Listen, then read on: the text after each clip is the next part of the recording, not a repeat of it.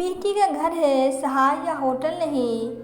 केशव, आज मेरे पापा दिल्ली आ रहे हैं। अच्छा, घर पे ही आ रहे हैं क्या? नहीं केशव, वह यहाँ कोर्ट में कोई काम था इसलिए आ रहे हैं। थोड़ा रुक कर रागिनी फिर बोली। केशव, पापा को वापस जाते हुए शाम को काफ़ी देर हो जाएगी। यदि आप कहें तो रात को उन्हें यहाँ घर पे रुकने के लिए कह दूँ। अरे, इसमें पूछने वाली क्या बात है, ये भी तो उनकी बेटी दामाद का घर है। यहाँ का थोड़ा आराम भी कर लेंगे और तुमसे मिल भी लेंगे। केशव ने कहा तो रागिनी ने खुश होकर जल्दी से अपने पापा रामानंद को फ़ोन लगाया।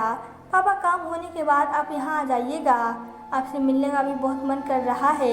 लेकिन रागिनी बेटा, मुझे शाम को हो जाएगी। हाँ पापा, तो आप रात को यहीं सो जाना और सुबह बस से चले जाना। नहीं बेटा, बेटी के घर रात को रुकना अच्छा नहीं लगता। उनकी ये बात सुनकर केशव ने रागिनी से फ़ोन ले लिया और बोला, क्यों पापा, क्या मैं आपका बेटा नहीं हूँ? केशव के आग्रह करने पर रामानंद जी ने मना नहीं किया। ठीक है बेटा, तुम जिद कर रहे हो तो आ जाऊँगा। रागिनी के पिता अपनी खानदानी ज़मीन के मामले में दिल्ली कोर्ट में आए थे। वो इन दिनों काफ़ी परेशान थे। सारा दिन कोर्ट में चक्कर लगाते लगाते थक गए थे, इसलिए रागिनी के बुलाने पर ऑटो पकड़कर रागिनी के घर चले गए। रागिनी और केशव उन्हें देखकर बहुत खुश हुए, लेकिन रागिनी की सासू माँ को शायद उनका इस तरह आना पसंद नहीं आया। थकावट के कारण वो थोड़ा बहुत खा कर जल्दी सो गए। सुबह रागिनी ने जल्दी उठकर रामानंद जी के लिए नाश्ता बनाया, लेकिन रामानंद जी ने सिर्फ चावल और बिस्किट लिए, क्योंकि उन्हें सुबह जल्दी खाने की आदत नहीं थी। जाते समय वो रागिनी को अपने बटुए से निकाल कर 500 रुपये देने लगे, तो रागिनी ने मना करते हुए कहा, नहीं पापा, आज कोई त्यौहार थोड़ी ही है, बस आपको देखने का मन था तो आपको बुला लिया।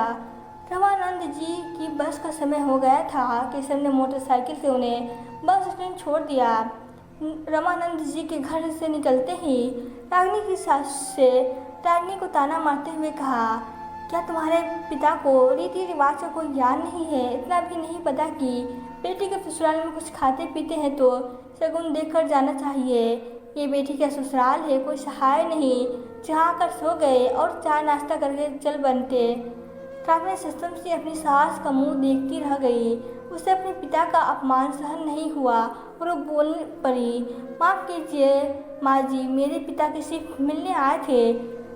रही लेने देने की बात, तो अभी 1 महीने पहले वो सावन का शगुन देख कर गए थे। और हाँ, मैं भूल गई थी कि बेटी का ससुराल सहाय नहीं 5 स्टार होटल होता है, जहाँ चाय नाश्ता करने के लिए 500 रुपये देने पड़ते हैं। इतनी देर में केशव अपने ससुर जी को छोड़कर वापस आ गया था। उसने सारी बातें सुन ली। उसने दोनों को चुप कराते हुए कहा, अब मुझे समझ में आया कि पापा जी यहाँ आने से आनाकानी क्यों कर रहे थे।